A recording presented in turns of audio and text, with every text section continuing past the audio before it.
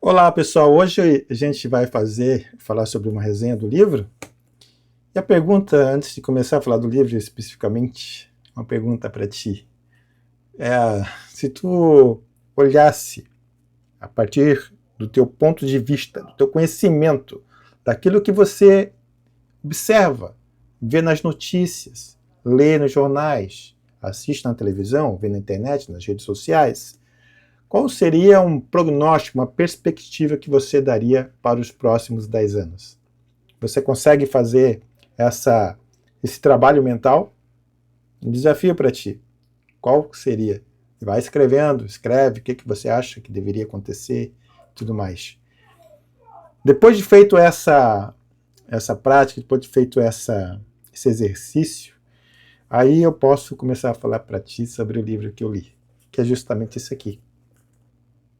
Relatório da CIA, Previsões até 2035, a nova era. Escrito pelo Salim Nassar. Na verdade, o título do livro, Relatório da CIA, não condiz bem com o que o livro apresenta, ou que como ele se apresenta. Ele fala que, na verdade, são tendências globais até 2035, é a apresentação dele. Eu não sei por que em português o cara colocou o relatório da CIA, não faço a menor ideia. Mas é o segundo livro que eu já compro dessa série. E é interessante o conteúdo, tá? Ele foi escrito pelo Salim Nasser, editora Geração, lá em 2019. O Salim Nasser, ele é formado em Direito Internacional pela Universidade de Paris, possui doutorado na USP, em São Paulo, e ministra palestras sobre o mundo árabe, muçulmano e Oriente Médio, por aí afora. E é sobre esse livro que a gente vai conversar um pouquinho, é uma resenha que eu vou ter que ler aqui minhas anotações para não me perder. Aí eu já vou fazendo meus comentários em cima das próprias anotações, como eu tenho feito nos outros livros também. O livro ele foi publicado em 2019, dividido em 5 capítulos, que compõem até a metade dele. Aponta as tendências globais e principais implicações até 2035. Por isso que eu te falei, agora sobre 2025, você faça aí um exercício mental do que pode acontecer, o que você acha que vai acontecer até 2035, são mais 10 anos pela frente. Mas o livro foi escrito em 2019, e ele apontava o que poderia ocorrer até 2035. Economia, crescimento populacional, expectativa de vida, terrorismo, entre outros assuntos, são tratados nessa primeira parte do livro. Depois da segunda metade do livro em diante, o autor aborda em anexos os temas que são os próximos 5 anos dele, então de 2020 até agora, até 2025, seria mais ou menos isso, por região. E essas regiões são critérios do autor e tem seu foco principal na região do Oriente Médio, Norte da África, Europa, Rússia e Leste Asiático. Ele não inclui as Américas, né, América do Sul, América Central e América do Norte, ele tira fora dessa análise. Também não inclui a Austrália, Oceania e Japão, porque o autor não justifica. Mas como ele é especialista mais em Oriente Médio, acredito que seja mais por isso. Então ele foca bastante na Europa, no Oriente Médio, Rússia, um pouco da China. Ele aborda sobre o espaço geográfico, sobre como as pessoas vivem, como inovam, como prosperam, como pensam, como governam e como elas lutam. Vou destacar alguns tópicos aqui. Primeiro tópico, que ele fala justamente que é o título do livro interno, né? Tendências Globais 2035. A automação e a inteligência artificial ameaçam transformar as indústrias mais rapidamente do que as economias podem se adaptar, com potencial de tornar os trabalhadores redundantes e limitar o caminho usual de desenvolvimento dos países pobres. Essa questão da inteligência artificial, e eu lembro que o livro foi escrito em 2019, agora em 2025, ela é tem causado bastante impacto, né, no modo como a sociedade está lidando com isso, porque é algo novo e que tem um crescimento e potencial muito grande. E a forma de se trabalhar, de se pensar e até de se relacionar tem sido transformados pela inteligência artificial. As indústrias estão tendo dificuldade também para se adaptar, porque ao passo que elas até conseguem um hardware e incluir um software para fazer com que elas funcionem melhor, né, dentro dessas novas tecnologias, as mãos de obra não estão capacitadas, não estão habilitadas para lidar com isso. As universidades e faculdades não conseguem acompanhar o ritmo rápido de mudanças. Hoje, em média, se leva de 4 a 5 anos para se formar alguém no curso superior aqui no Brasil. Em 4 a 5 anos, a tecnologia mudou muito rapidamente, né? Aquilo que a pessoa aprendeu, às vezes, se tornou obsoleto já. Então, isso é um ponto interessante que ele fala e que, de fato, já está acontecendo. Ele também fala que o populismo aumentará à direita e à esquerda, ameaçando o liberalismo. A gente viu isso nas eleições do Bolsonaro, também agora, recentemente, Lula e Bolsonaro, e também na eleição de Trump nos Estados Unidos em 2024. A influência religiosa será cada vez mais significativa e autoritária do que muitos governos. Aqui pode-se levar algumas coisas sim, outras não, depende de onde que se é feita a pesquisa e coleta de dados. Em alguns países a religião ela tem tido um decréscimo, na Europa já teve um decréscimo maior, mas parece que se estabilizou. No Brasil, o crescimento dos evangélicos, embora tenha ocorrido, foi menor do que o esperado. A queda dos católicos, embora tenha ocorrido, foi também menor do que o esperado. Então há uma estagnação na parte da religiosidade, ao mesmo tempo que há uma tendência de volta a certos valores mais tradicionais da fé. Se percebe isso, principalmente pela juventude. A natureza dos conflitos está mudando, as sociedades em perigo serão mais comuns com sistemas de precisão, ciberataques e robóticas de longo alcance capazes de atingir remotamente infraestruturas. Eu lembro de ter visto isso na guerra da Ucrânia, principalmente, isso ficou bem claro, com o uso de drones, de ataques remotos. Não é mais uma guerra convencional, de você enviar um exército para invadir um país, embora isso tenha ocorrido com a Rússia, mas eles pararam, estagnaram e agora estão mandando drones para atacar os inimigos.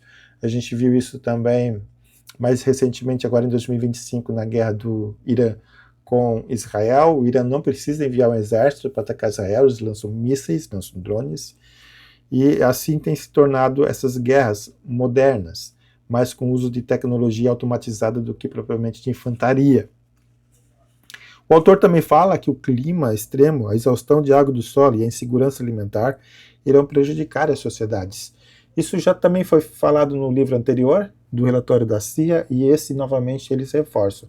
A guerra pela água era um ponto que se levantava anteriormente, mas hoje também o próprio clima ele se levanta contra o avanço do homem sobre a natureza. A gente vê inundações com maior frequência e muito rápidas, calores extremos, então o clima tem ficado mais extremo, a força dos furacões tem se tornado cada vez maior.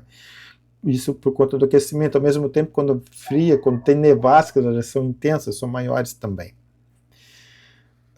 Nós temos, ele afirma que tendências que estão transformando a paisagem local, a concorrência por bons empregos tornou-se global, pois a automação em massa afeta negativamente os postos de trabalho. Essa questão dos postos de trabalho faz com que há um fluxo migratório maior, né? Em países onde que não há muita oferta de trabalho, as pessoas também, além das guerras, elas estão migrando para países que oferecem mais oportunidades de emprego. Ou no qual as populações que ali estão, principalmente tipo Europa, por exemplo, não querem fazer serviços mais comuns, braçais, e eles acabam contratando pessoas que vêm de outros países. Tecnologias conectarão as pessoas e fortalecerá os pequenos grupos ao mesmo tempo que o nacionalismo e religião os separarão cada vez mais. Aqui fala-se muito das questões das redes sociais, e as redes sociais estão no centro da polêmica já faz 2, 3 anos por conta das fake news. Então há mecanismos regulatórios que os governos estão tentando implementar para justamente frear a questão dos impactos das redes sociais e das próprias big techs na sociedade. Sem padrões regulatórios, é isso que o autor também fala, o uso de inteligência artificial poderá ser perigoso, podendo ameaçar a privacidade dos cidadãos e os interesses dos estados, né? Isso, com o tempo, isso vai ser necessário acontecer, porque a inteligência artificial desenfreada causa uma insegurança muito grande nos governos. O livro também foi certeiro na página 65, e ele reflete o que aconteceu em 2025, embora tenha sido escrito lá em 2019.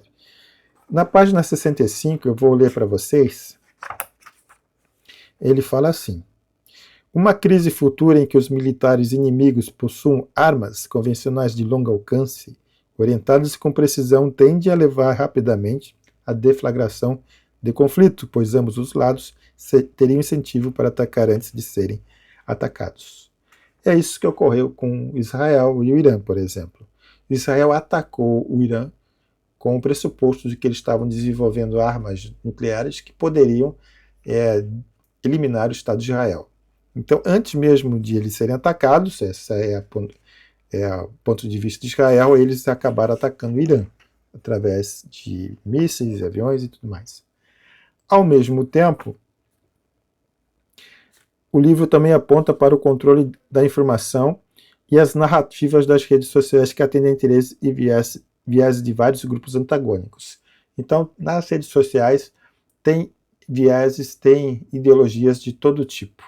Isso é algo que preocupa os governos e que provavelmente haverá um controle maior das mídias por conta disso.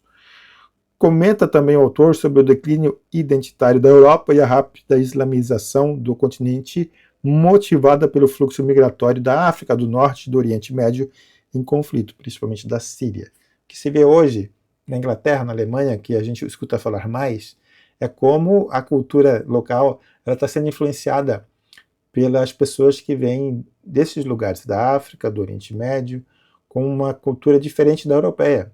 Afinal de contas, são Islã, eles praticam Islã, né? Tem uma outra religião, e isso acaba ou está causando uma série de tensões locais.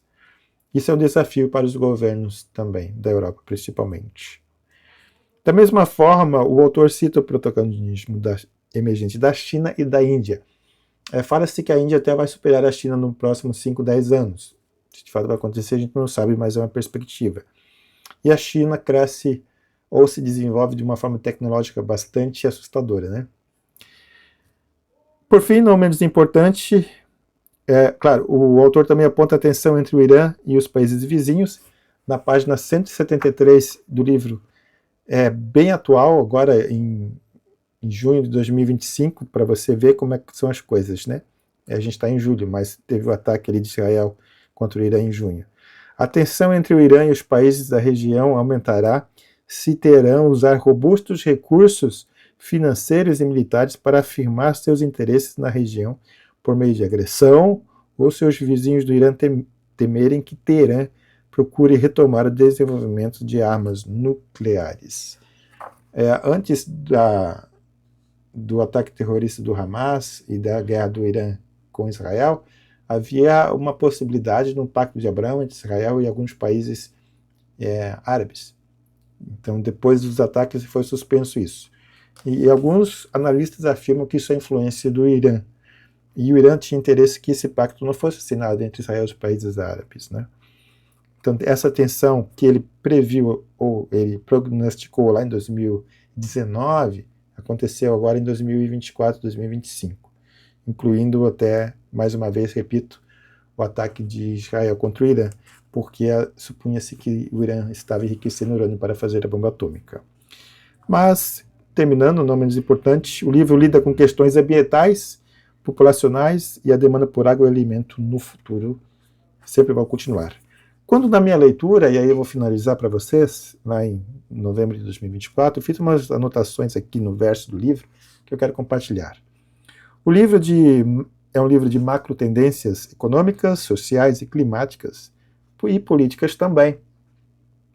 Ele traz projeções ou perspectivas que podem serem aplicadas e adaptadas para o Brasil, dada a dimensão geográfica do país, diversidade étnico-cultural, economia diversificada, embora ainda em desenvolvimento, além de um rico bioma, e riquezas naturais e minerais incalculáveis e inigualáveis. O Brasil é um país vasto, é um país muito rico, no sentido de ter reservas minerais e poder, digamos, alimentar o mundo com a sua produção agrícola.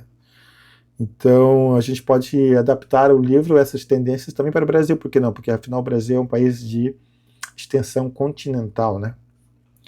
Inclusive, eu moro aqui no sul do país, a gente percebe o fluxo migratório vindo de pessoas do norte, do Pará, da Venezuela, vindo muito para a região sul, aqui para Joinville, trabalhar em busca de emprego. Isso é interessante, como isso também vai mudando o perfil cultural da própria cidade, vai tendo uma outro modo de se viver, se conviver com as pessoas que vêm de fora, respeitando a sua individualidade, o seu modo de ser, a sua cultura, que traz junto e enriquece também a cultura local, com certeza. O livro, por fim, é bom, mas possui tendências globalistas de imposição de uma agenda ocidentalizada para mitigar futuros conflitos ou a ampliação do terrorismo, principalmente o islâmico em solo europeu e até, de repente, em solo norte-americano. Então, o livro é isso aí. É bom, né? É equívoco no nome, no relatório da CIA deveria ser Tendências Globais 2035. Acerta em muitos pontos, dado que ele foi escrito em 2019. Serve como um parâmetro para quem gosta de estudar, para quem gosta de fazer análises e, de repente, também, né, por que não, desenvolver algum projeto, algum trabalho, algum produto, já visando essas perspectivas que ele traz. E para o trabalho, principalmente na questão da inteligência artificial, robotização e automatização. É isso aí, fica um abraço e a dica de leitura da vez. Até mais.